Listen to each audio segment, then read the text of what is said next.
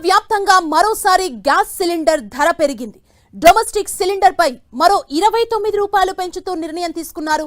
3 నెలల వ్యవధిలో domestic cylinder ధర పెరగడం ఇది రెండోసారి. పెంచిన ధరలు అర్ధరాత్రి నుంచే అమల్లోకొచ్చాయి.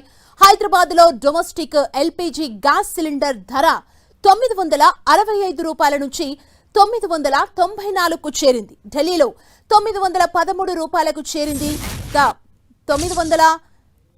942కు చేరింది ఢిల్లీలో గ్యాస్ సిలిండర్ ధర. మిడిల్ ఈస్ట్ లో యుద్ధం నేపథ్యంలో మార్చి 7న డొమెస్టిక్ సిలిండర్ ధరను 60 రూపాయలు పెంచిన కేంద్రం మరోసారి 29 రూపాయలు పెంచింది.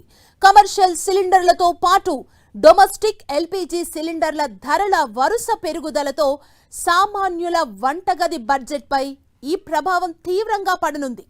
గృహ వినియోగ గ్యాస్ సిలిండర్ ధరతో పాటు వ్యాపార అవసరాల కోసం ఉపయోగించే కమర్షియల్ ఎల్పీజీ సిలిండర్ల ధరలు కూడా గత 4 నెలలుగా పెరుగుతున్నాయి. కమర్షియల్ సిలిండర్ ధర జనవరిలో 111 రూపాయలు పెంచారు.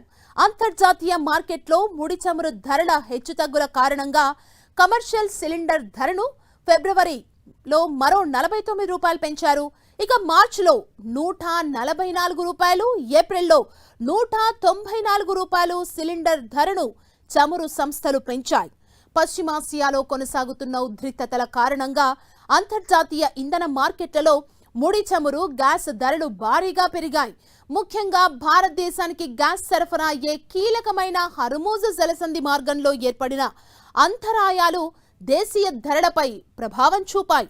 ఈ సవరణలకు ముందు వరుస చమురు సంస్థలు దేశీయ ఎల్పీజీ విక్రయాలపై సిలిండర్కు సుమారు 703 రూపాయల వరకు నష్టాన్ని భరిస్తూ వచ్చాయంటూ పరిశ్రమ వర్గాలు తెలిపాయి. ఈ తాజా పెంపు తర్వాత కూడా అంతర్జాతీయ కొనుగోలు ధరకు దేశీయ విక్రయ ధరకు మధ్య ఉన్న వ్యత్యాసం పూర్తిగా భర్తీ కాలేదని తెలుస్తోంది.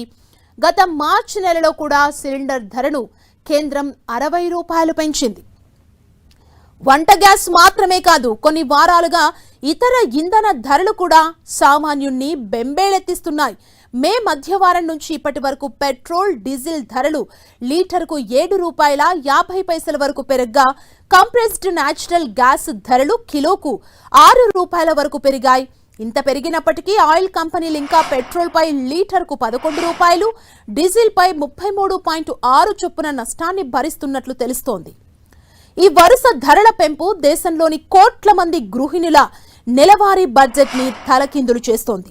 ప్రధానమంత్రి ఉజ్వల యోజన లబ్ధిదారులకు ప్రభుత్వం నుంచి నేరుగా బ్యాంకు ఖాతాల్లోకి రాయితీ కాస్తో కూస్తో జమ అవుతున్నప్పటికీ రాయితీ లేని సాధారణ వినియోగదారులు మాత్రం ఈ భారాన్ని పూర్తిగా మోయక తప్పట్లేదు.